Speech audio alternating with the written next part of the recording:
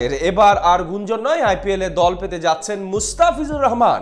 Tiger পেসারকে দলে ফেরাতে আগ্রহ প্রকাশ করছে শাহরুখ খানের কলকাতা সহ বেশ কয়েকটা ফ্র্যাঞ্চাইজি। তবে ফিসকে দলে নিতে একটি শর্ত জুড়ে দিয়েছে দলগুলো।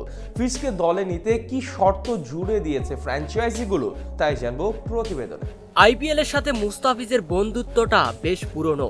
সেই 2016 সাল থেকেই ইন্ডিয়ান প্রিমিয়ার লিগ খেলে আসছেন কাটার মাস্টার মুস্তাফিজ। নিজের বোলিং জাদু দেখিয়ে মন জয় করে নিয়েছেন ইন্ডিয়ান প্রিমিয়ার লিগের লাখো ভক্তদের। তাই তো আইপিএল এর প্রতিটি আসরেই কোনো না কোনো দলেই মুস্তাফিজকে দলে নিয়েছিল, কিন্তু দুর্ভাগ্যবশত গত আসরে আইপিএল এর অর্ধেকটা সময় খেলার কারণে এবারের আইপিএল এর নিলামে কোনো দলই মুস্তাফিজকে নেয়নি নিলাম থেকে। কেননা চেন্নাইয়ের হয়ে যে সময় মুস্তাফিজ আইপিএল মাতাচ্ছিল, উইকেটের শীর্ষে থাকছিল, জিম্বাবুয়ের সাথে সিরিজ থাকায় সেখান থেকে মুস্তাফিজকে দলে আনায় রীতিমতো যেন মুস্তাফিজের উপর চড়াও হয় আইপিএল এর ফ্র্যাঞ্চাইজি দলগুলো, যে কারণে আইপিএল এর এবারের নিলামে কোনো দলই মুস্তাফিজকে নেয়নি। তবে শেষ সময়ে এসে সুখবর দিয়েছেন শাহরুখ খানের কলকাতা নাইট রাইডার্স। কেননা দলটির অন্যতম সেরা পেসাররা ইতিমধ্যেই ইনজুরিতে পড়েছেন, তাই মুস্তাফিজ ছাড়া যেন বিকল্প নেই শাহরুখ খানের কাছে। তবে মুস্তাফিজকে দলে ফেরাতে শর্ত জুড়ে দিয়েছে শাহরুখ খান, আর বিসিবি সেই শর্তগুলো রাজি হলেই আইপিএল খেলার স্বপ্ন পূরণ হবে মুস্তাফিজের।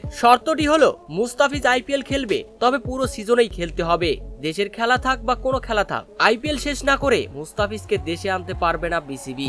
আইপিএল মুস্তাফিজের পুরনো স্মৃতিতে রীতিমতো মন জয় করে নিয়েছে শাহরুখ খানের। তাই তো বাংলাদেশে এই পেস বিপ্লবের কারিগর মুস্তাফিজকে দলে যে কোনো মূল্যেই চায়। তবে শর্ত দিয়েছেন পুরো আইপিএল এর সিজন খেলতে হবে। এখন দেখার পালা বিসিবি মুস্তাফিজকে আইপিএল এর পুরো সিজন খেলতে দেয় কিনা। কেননা আইপিএল এর সময়েই পাকিস্তানের সাথে বাংলাদেশের সিরিজ রয়েছে। তো দর্শক, এ ব্যাপারে আপনাদের মতামত কি? বিসিবির কি উচিত মুস্তাফিজকে পাকিস্তানের সিরিজে খেলতে দেওয়া নাকি আইপিএল এ খেলতে যেতে দেওয়া? এ ব্যাপারে জানিয়ে দিন আপনাদের মতামত ভিডিওর কমেন্ট বক্সে।